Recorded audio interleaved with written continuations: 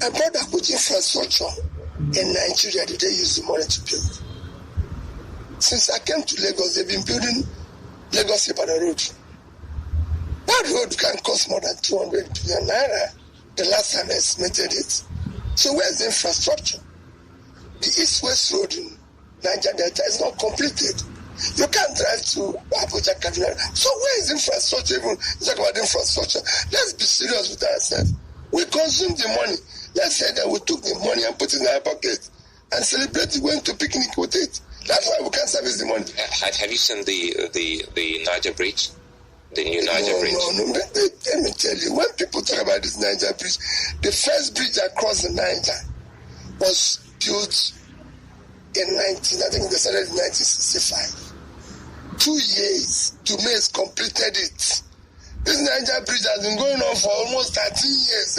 It's bridge now. It's just 3 or 4 kilometer bridge, and we're talking about, we see bridges all over the world. Why are we celebrating something that, yes, Niger Bridge, and so what, 200 billion? Do you know what our debt is? Our debt today in dollars is $120 billion. In naira is 58 trillion naira. 58 trillion naira. Let me even say approximately 50 trillion. 10% of 50 trillion is 5 trillion. That's 10%. 1% is 500 billion naira. Niger Bridge is costing us 200 billion. Lagos Ibadan is 200 billion. Is that just, are you saying that they will not put 1% in all this? So let's also not talk about it as if we are building a... You know, two things I know I'll come back to. The debt profile will still come back, and also the whole very unfortunate incident, which is very instructive here. You also using your phone, to go through the stairs. We'll talk about electricity. But again, another thing that perhaps we'll also need some clarification here has to do with the government social investment program, which you are equally on record to have criticized that program. But however, a video came up once of you narrating how then you shed about 10,000 naira to some women who confessed that their entire wares were not up to 5,000 naira. So I'm thinking, isn't that also some kind of social investment? No. This that you did at that time? No. This is a personal thing that I did to people who were just selling something. I said this shouldn't be government involvement. You see, there's two things. When I was in government, go ask Magnus Akon. I was the number one person in pulling people out of poverty, in fighting poverty. Our state was number one. I'm telling you, the man who was in charge of fighting poverty in Nigeria, go and ask him who was number one. It's me. You don't do this thing the way they were doing it. Go around. I've met young business people all over the world, all over Nigeria. And I asked them, is government supporting you? Are they giving you any grants? Are they doing anything? No. Nigeria today have one of the most energetic, talented young people. The only thing that is lacking is access to capital and government support. I started my business in the UK. I asked somebody, I've forgotten his name now because I didn't know him.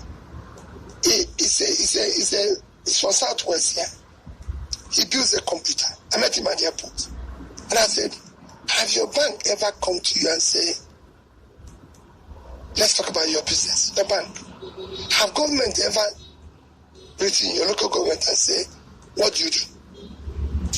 My bank in England came to me. My bank manager, I was just going to the bank and paying him money. My bank manager one day said to me, we want to know what you do there. They called 3 people. And I told them, what I do. He said, can we help you? Is there any way the bank can give you money to pay? I said, yes.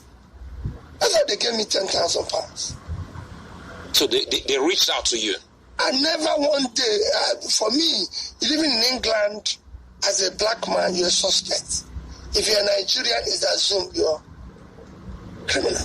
So I was doing my business. And they said to me, Peter, what did you do? And I said, tell them what I'm doing. He said, no action of my building, my property, my mother's property, they just said, can we give you 10,000? Are we really doing banking in Nigeria? So can we do that? They did that. That's how government, let me tell you, that's how the same thing government wrote me and said ABCF. By the time I left England in 2005, I will send it to your WhatsApp. My bank was giving me $7 million. No, I said before, if Bill Gates, who started Apple,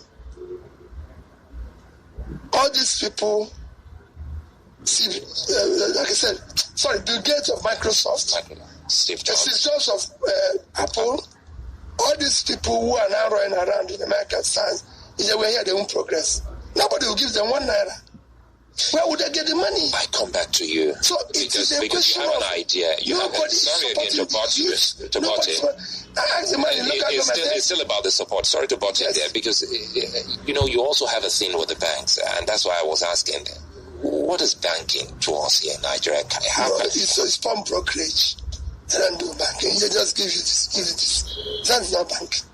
Could me anyway, I'm being fair. But again, you don't blame them because they don't have the support they need. So they can't go and do normal lending with people's money because they'll be gambling with people's money. You need proper government grant. Throughout the time I was in the UK, because of my turnover and my business in the UK, every year I get a letter from the Queen and the Prime Minister's office thanking you. Since my business in Nigeria, I've never gotten a letter from my local government. And I'm employing that local government. I'm not saying even getting from governor, but getting from my local government. And I'm sure that is the same with so many other business owners. I can tell you within the next 1 week, if I'm able to travel, you will see me, I think it's next month, not this month, the upper Monday. You will see me going for an invitation where I will be invited in a meeting with others, with the Prime Minister of Britain. Nobody have invited me here. And that is what is key. You must have something that let me tell you, I took education from number 26, 27 to number 1. Every senior prefect. That was when you were governor? Yes. How did you achieve that? Because I also had spoken with one of your commissioners then, the professor, the lady, and, they told us of how you worked with your team then. Perhaps for those listening to us, take us through how you did that. It wasn't magical. All we needed was simple. When I became governor, we said, let's have a vision.